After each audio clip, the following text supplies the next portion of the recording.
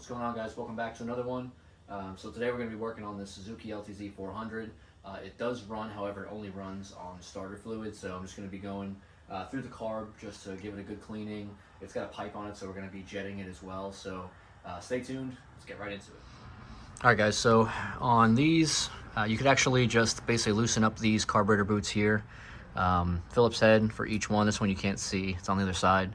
And then what we're going to have to do is we're going to be able to spin this bowl towards us, and then we'll be able to zip the carb bowl off and get to the jets and clean them out and clean the float bowl out and spray some air through all the passageways up there. So I'm going to get these carb boots loosened up, and we'll get the carb turned so we can get the float bowl off. All right, so we got the boots loosened up, got the carb turned to the side.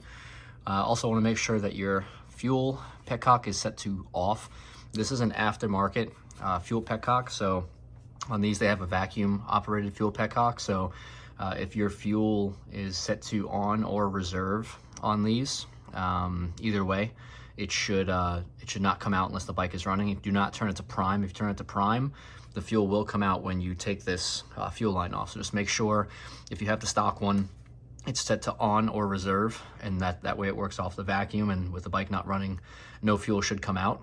If it does, if you have a bad petcock, you can always just take a pair of vice grips and just clamp on the fuel line. But in this case, we have the aftermarket one, which is better anyway. So that's set to off. We got this spun to the side.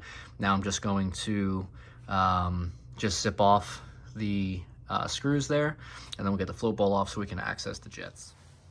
All right, guys, so we got the carb bowl cleaned out. Got all the junk out of there. I'm gonna do one more cleaning on it just to get the little bit that's in the very bottom. Let that sit for a little bit. I'm gonna spray this brake cleaner all up in here. Carb cleaner's good, brake cleaner's good, whatever you gotta do. Now we gotta pull those jets out. So these two jets are the one we're working with. I'm sorry, this one's gonna stay in, I believe. I think this is the pilot, this is the main. It's been a while since I messed with one of these LTZs, but main jet for sure. I believe that's the pilot, so let's go ahead and zip those out. All right, so I went to go pull the main out, and just the little main jet is wanting to come out, but I want to take this whole piece out. So what you can do is just take some pliers, just grab onto it. This way you can get the whole thing out, because you want to take this out with the main jet. This way you can clean it. We're probably going to bump this main jet up just a little bit, because like I said, it does have a pipe. Oh man, look at all the nasty crud on that. And that's why you want to pull the whole thing out, is because if you just pull the little part out, the little main jet, this little guy here, all that stuff would have been stuck up in there. This is the main jet, and this is the tube the main jet goes into, so we got to clean all that out. Let's get the pilot jet out. Need a real skinny flathead to get this out. There it is. And this is usually what causes your starting issues, because the orifice inside is so small, it just takes next to nothing to really clog this up, and then it just won't run. It won't start. It may start with starter fluid, but it won't idle. Even, you know, sometimes it'll run just on choke if this is partially clogged, but this is usually the main cause of anything carbureted four-wheeler wise not wanting to start easily. Is the pilot jet, and they jet these really lean from the factory. So the best thing you can ever do, even if your machine is bone stock, if you have a hard time starting it, if it's cold-natured, bump the pilot up a little bit. You know, if you have like a 35 or a 38 pilot, go up to like a 40 or a 42, and you'll be amazed at how much easier the machine will start just by changing out this one single jet. All right, guys, so it is the next day. Unfortunately, I did not have the right size pilot for this bike. Even though this is a 400cc machine, the pilot is really small. Usually like 400s, 450s, they have like a 30 or 35, 38 pilot jet. This only has a 22.5. So the smallest I had was like a 38, which would have been way too big. So I did, stock is 22.5. I went to a 25 pilot. This machine does have an issue with the choke cable. So if we bump up the pilot jet a little bit, we won't actually have to use the choke cable. Shouldn't have to, at least. So worst case, I could always get like a 27 or 28, something like that, but I think a 25 should be fine. So we're gonna throw this in. Because it has a pipe as well, I also threw in, stock is a 130 main, I threw in a 140. So we're gonna see how that does on the full throttle end, see how it runs.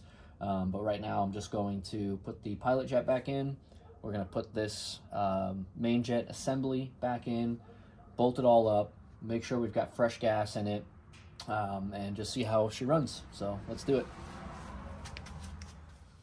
Also guys, I wanted to show that I did pull the needle and float assembly out to clean up into the hole where the seat goes, or the needle goes rather.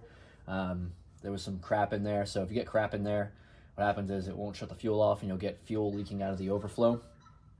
Or if the overflow is blocked, even worse, it could even reach into the motor. So, and then you end up having gas in your oil. You don't want that. So what I do is, you got some stuff on here. I don't know if you guys can see it or not, but what I do is I just gently take like a wire brush to it. It just kind of cleans all that stuff off. Gently, you can see it's starting to come off now. It has to slide up and down the seat area easily. Otherwise, if it doesn't, doesn't slide up and down, it won't shut the fuel off properly. So just want to make sure it's clean. You don't want to damage the rubber tip, because that's actually what seals off the fuel. So just don't touch that with the wire brush. And then we'll clean it with some brake cleaner afterwards. Make sure it's all clean. Don't want to mess this up either, or bend these little arms, because that will throw off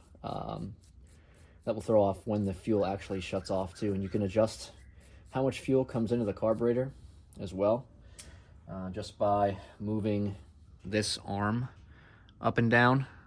So if you raise it up, the fuel will shut off faster. If you bring it down, the fuel will shut off a little bit later on. So you can let more fuel or less fuel into the carburetor just by adjusting this arm up or down. It should be flat, it should be pretty straight from the factory, so I usually don't touch it, especially if there's no issues with the bike as far as getting enough fuel into the carb bowl. But let's go ahead and get this cleaned down, and we'll throw it all back together.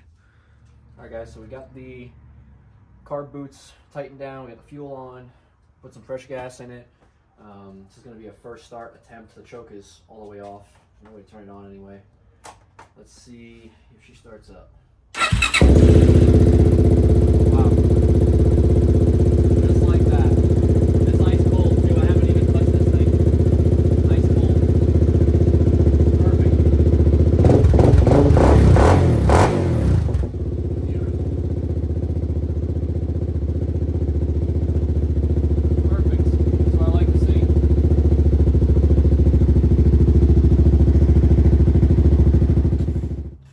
Alright guys, that's going to wrap this one up. Thanks again for watching. If you like the content, please like, comment, subscribe.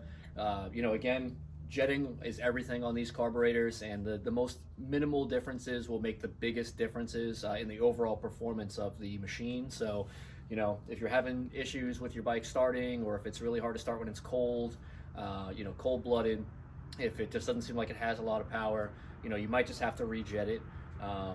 If your machine is stock, typically stock jetting is okay, but even if it is stock, I always recommend bumping the pilot up just a little bit. Again, like this machine is all stock except for a slip-on exhaust, so but still bumping it up from a 22.5 to a 25, where you would initially require a choke to start it, that is not necessary anymore. You can turn it over, and you saw it was ice cold, hit the button, and no issue, right? It fires right up. So again guys, that's going to end this one, so stay tuned for more. See you guys on the next one.